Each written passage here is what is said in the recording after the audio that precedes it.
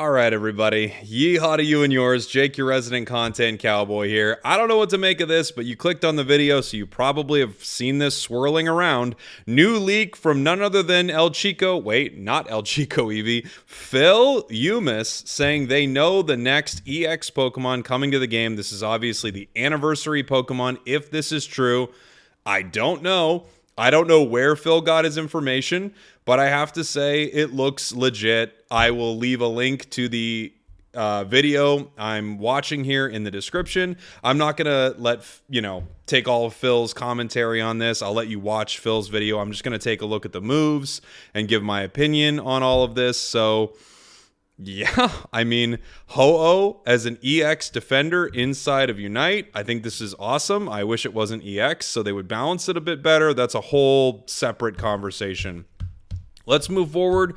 We're going to start looking at this Pokemon together. It's passive Regenerator. When a Pokemon does not take any damage from the other team's Pokemon for a certain period of time, its HP gradually recovers. This says when a Pokemon does not take damage from the other team's Pokemon for a certain period of time, it will recover HP. Having Ho-Oh on your team means that your team will recover HP outside of combat. Ho-Oh is a team-wide leftovers. That's if this is real, dude, this is so busted. But I don't doubt it. I don't doubt it one bit. That's a good passive. It's basic attacks and boosteds right here. The third normal attack becomes a reinforced attack that cleaves flames, increasing damage dealt and recovers HP. More HP recovery part of this tank. The amount of HP recovered increases if the enhanced attack hits more than one Pokemon. Sounds pretty cool. I mean, it seems like Ho-Oh quite reasonably is very much based around HP recovery so far in its entire kit. And I kind of saw its Unite move as I was scrolling, so get ready if this is real. And I honestly don't think Phil's lying. I don't know where Phil got his information. So apparently Phil is Eevee. Eevee is Phil. Skill 1, Safeguard, protects you with magical power, reduces the damage you take next. When damage is reduced, movement speed is increased. So a nice little shield that you get as a, move 1. Let's take a look at our next move right here. Go. Tailwind creates a vortex of wind in a specified direction, damaging opponent's Pokemon. The vortex remains for a while, and Pokemon on your side that go in the direction of the wind will move faster, while Pokemon on your side that go in the opposite direction will move slower. Pokemon on your side that go in the opposite direction will move slower. You're slowing your own team? The vortex remains. Pokemon on your side that go in the direction move faster. This is griefing your own team? Pokemon on your side that go in the opposite direction will move slower? Really? I don't know. What? You would slow down your own allies? That's very bizarre. Maybe that's a translation issue. I don't know. I don't know. Skill 1, Fly. Increase the height of the Pokemon's flight, allowing it to ignore walls and increase movement speed and attack. The next 3 normal attacks following the use of this move become enhanced attacks, allowing the attacker to use normal attacks and moves while moving. So it's kind of like going in the air like Charizard. It sounds like you're not immune to damage. You can go over walls, but you're in the air like Charizard. Using this move again causes it to descend to the ground with great force, damaging surrounding Pokemon.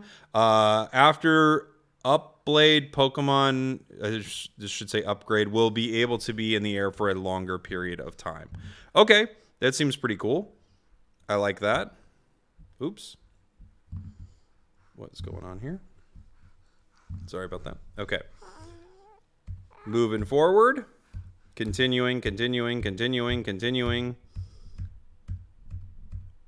Fire Spin and Fire Spin Plus creates a flaming vortex centered on you, damaging and slowing down your opponent's Pokemon, causing allied Pokemon inside the vortex to take some damage instead. At the start of this move, the Pokemon gains the shield effect, and the move ends when the shield effect disappears. If a certain amount of time elapses while the shield effect is still in effect, this is a long description already, or if this move is used again, a heat wave is released around the Pokemon, damaging opponent's Pokemon. The more damage it takes while the effect lasts, the more damage it does. Upgrade, automatically emit a heat wave when the shield effect is lost. That's pretty cool. It's a personal fire spin around side the Pokemon. I like that. Could be very, very strong. What's next? Flamethrower 1 and 2, or Flamethrower and Flamethrower Plus, excuse me, sprays out a burst of flames in a specified direction, damaging opponent's Pokemon, lowering attack and special attack. The longer the flame is out, the longer the wait time for this move. If you keep hitting the opponent's Pokemon with this move, it will be burned for a certain period of time and move speed reduced. When a Pokemon moves, a trail of flames is left behind, and opponent Pokemon on the trail is burned and its movement speed is reduced. The upgrade: the time it spits flames becomes Phil's head, and the wait time for this move becomes also Phil's head. It becomes longer. Okay, and the wait time for this move becomes shorter. So it looks like you're able to spray flames almost like Charge Beam continuously in a direction. That'll be pretty interesting. And Sky Attack and Sky Attack Plus. The Godbird spreads its wings and charges, then turns around and returns to its original position. It damages any Pokemon it hits and burns the ground it passes through for a while. The burning ground damage and slows opponent's Pokemon. If the attacker uses this move again or uses another move, the assault stops on the spot. So you can stop yourself, like flying forward and flying back. And then the upgrade, you regain HP while on the burning ground. So you push forward, push back, create this area of fire, and also an area that while you're in, you're regaining HP. Seems pretty strong. We're getting to the Unite move, which I already read, and here we go. Rainbow Flame of Resurrection. Yes, we have a possible resurrection inside of Pokemon Unite. When a Pokemon is KO'd, it will leave a feather mark for a short while. After spreading its wings wide, it expends all of its Eos energy to heal the KO'd Pokemon and return it to the battlefield from the position of the feather mark. The more Eos energy, the more allied Pokemon it can return to battle. The more Eos energy, the more allied Pokemon it can return to battle. The more, I could read it over and over and over again.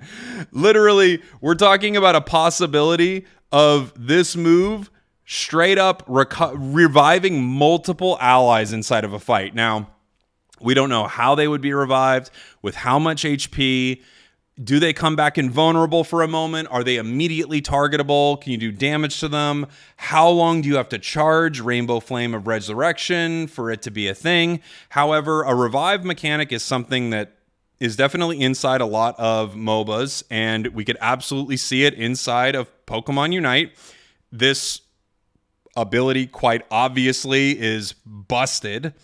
It's completely busted. Ho-Oh sounds, in general, phenomenally busted.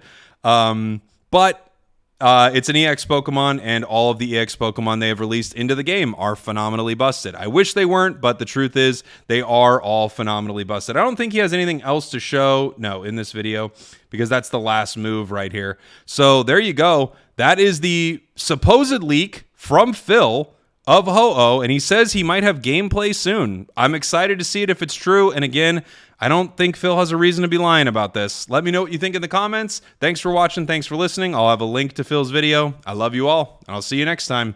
Ho-Oh for Unite. Could be huge.